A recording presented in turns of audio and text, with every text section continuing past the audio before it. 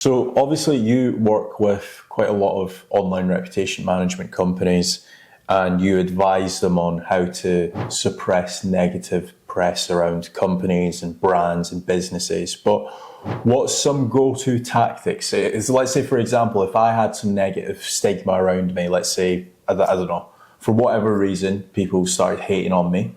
Maybe I decide to run for presidency, who knows? What would you do to suppress any negative stigma?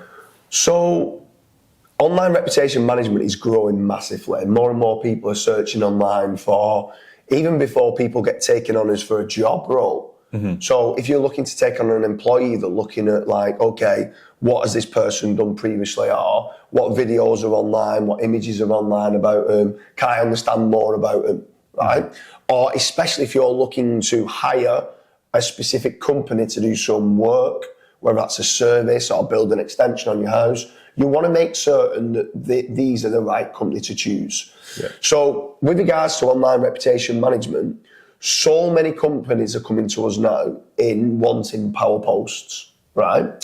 Now, what they was doing previously was buying a lot of digital PR campaigns. The issue with a digital PR campaign is that it's not the wording on these articles, they're not specifically trying to rank in Google. They're not mathematically and scientifically putting the right entities in the right placements of the page. So with certain tools like Market Moves, Page Optimizer Pro, and plenty of others, you want to make certain you're getting edge analysis to give you the best chances to rank. And that's exactly what a power post does.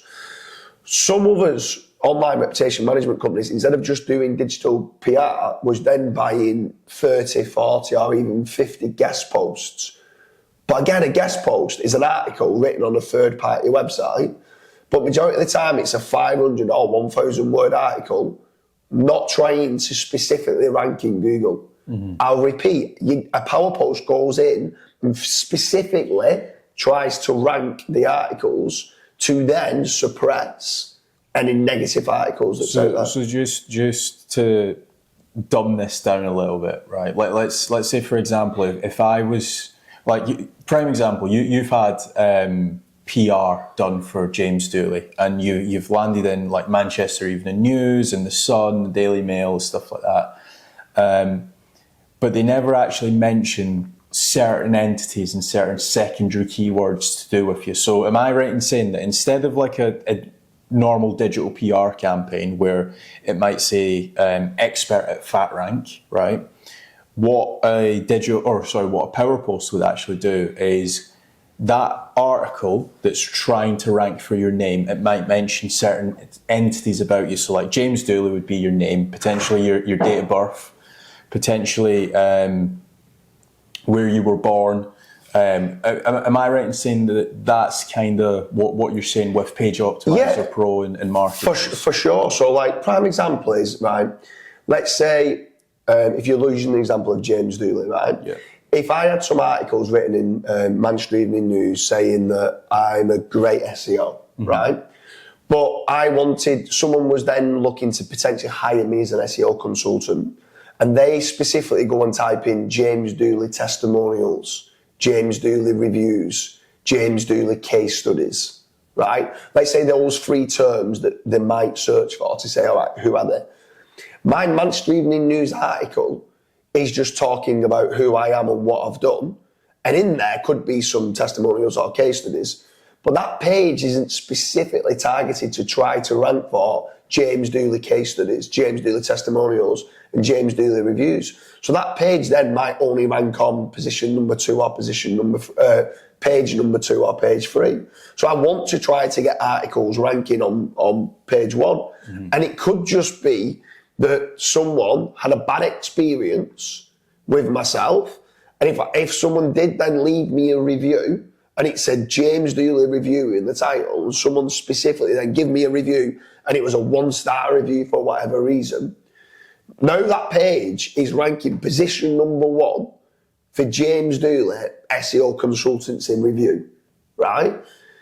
And if a potential new client's looking to maybe hire me and they see this 1-star review, it might make them think twice of hiring me. So what online reputation management companies do is go, hang on a minute, we will try to control the narrative of what's being seen on page one. We want to make certain that James Dooley SEO Consultancy Review has a positive brand SERP. So we need to try to get this 1-star review onto page 2 or page 3 of Google. And then what they call suppress the article, trying to get that ranking lower. But you've specifically now got to write content that's got, like in the title tag, James Dooley SEO Consultancy Review, if that's the term that you want to try and rank it for. Especially certain brands that might have the brand name and something after it with regards to the auto suggest. So if, let's say, FatRank, right, which is a brand that we own, if in the auto suggest, you start typing in FatRank and one of the questions that show up in the autocomplete saying, is FatRank a scam? I've now got to realise some people are going to click onto that. I want to now create lots of power posts that specifically write, is FatRank a scam? And saying, no, it's an absolute amazing brand that does X, Y, and Z. So I want to control that narrative, and that's what a power post can do. Yeah. Digital PR doesn't do that. Going getting yourself in a magazine or a high DR site doesn't mean it's going to rank for the keywords that you want it to rank for.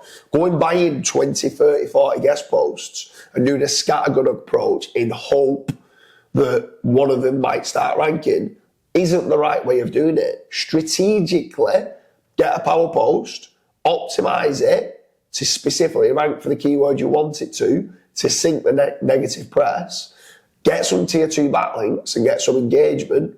That's exactly what a power post does. So we've spoke about the content side. So the content is actually specifically going after LSIs and entities around whatever you're trying to rank. Yeah. And there's not really a set amount. So if the article needs to be 3,000 words, it has to be 3,000. If it has to be 500, it has to be 500. Let's talk about more of the off-page SEO, because there's also the off-page SEO element to power posting as well. So, and this is twofold as well, right? So powering up a page, generally speaking, majority of guest posts or digital PR campaigns, they're orphan pages, which means there's no internal link, so there's no power going through to that page. Forget the DR, the link is placed on a page, not on a domain. So you want to know what page level power that it's got. And if that page doesn't have any backlinks, it's going to struggle to rank.